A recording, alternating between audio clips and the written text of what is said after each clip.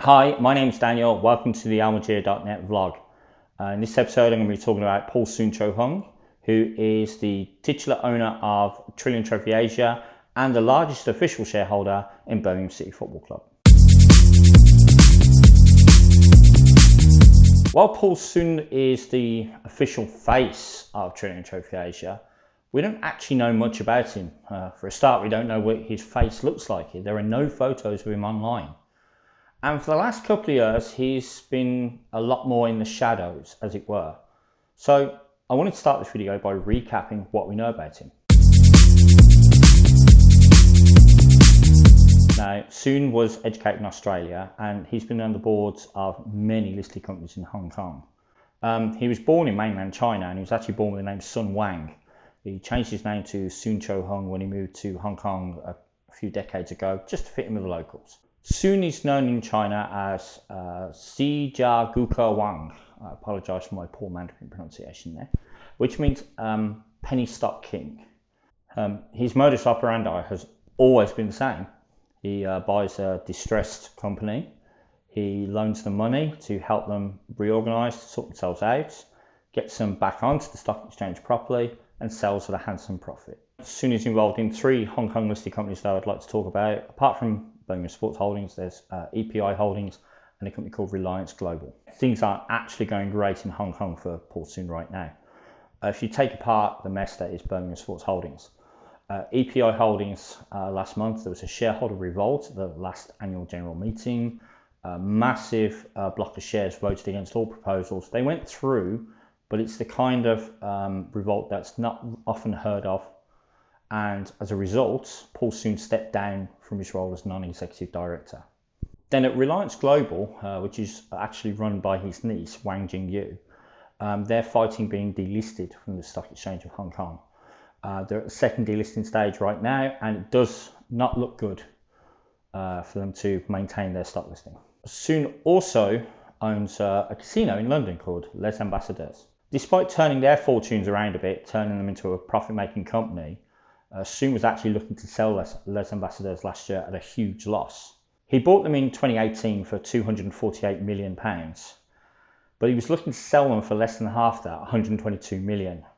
There was a company on the Hong Kong Stock Exchange called Imaging International who announced they were going to buy it. In March this year, about 10 months into the process, it all fell through. Mr. Suen decided that he no longer wanted to sell the casino, and he paid £12.8 million to break the sale contract. Now, since buying Birmingham Sports Holdings, Suen's never actually been to St Andrews, so why buy Blues? Now, to answer that, we have to go back in time to 2015, to the time when Carson was had just been imprisoned for money laundering. Panu had been sacked as being chief executive for being a little bit indiscreet with insider information on Birmingham City websites. And there was a massive war in the boardroom. And because of that war between the Panos faction and the Panu faction, receivers were called in to look after the interests of the minority shareholders, to get everything working again. Now, the receivers were Ernst & Young, and they made the decision that for things to work again, the company had to be sold. So they invited bids. There were 7 bids. And all but one of those 7 bids only bid for the club because that's all they wanted. However, Ernst & Young as court-appointed receivers had a fiduciary duty to look after the shareholders, the minority shareholders, which meant the only bid that was for the listed company was the one that was always going to accept.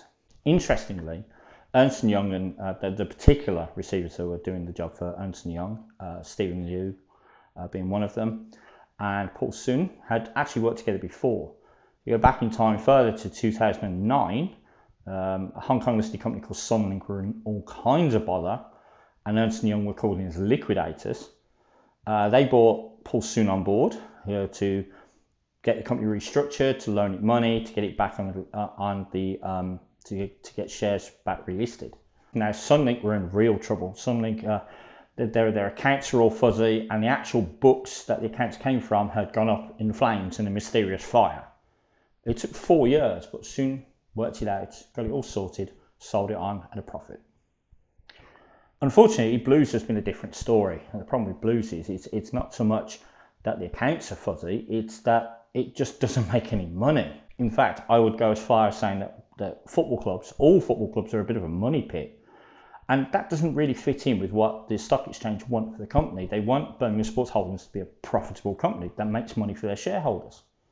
And this has left Suen kind of stuck and kind of tied up with the club much longer than he would want to. When Suen got involved with Ernst & Young back in 2015, he already knew he was going to sell it on to Mr. King.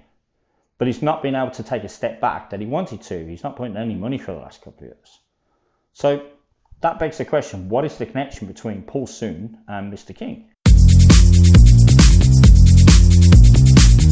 I'm going to be honest, this is a really hard question to answer because on the face of it, there is no connection.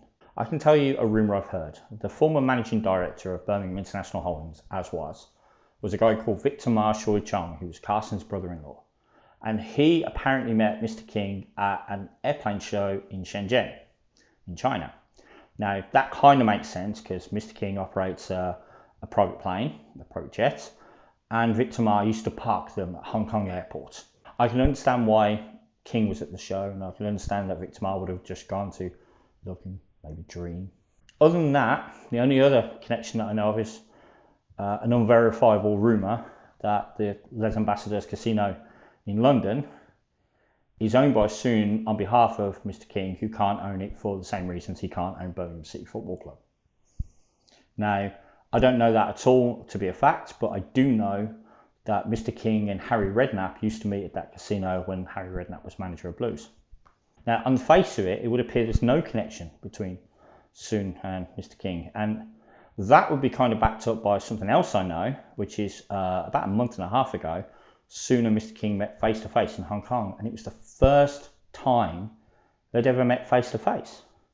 Now, with that kind of disconnect, is it any surprise that there's problems with Birmingham City Football Club?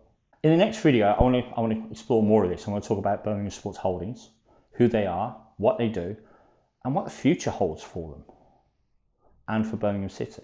If you like this video, please click like and please click subscribe to see all the other videos I do about Birmingham City and their owners.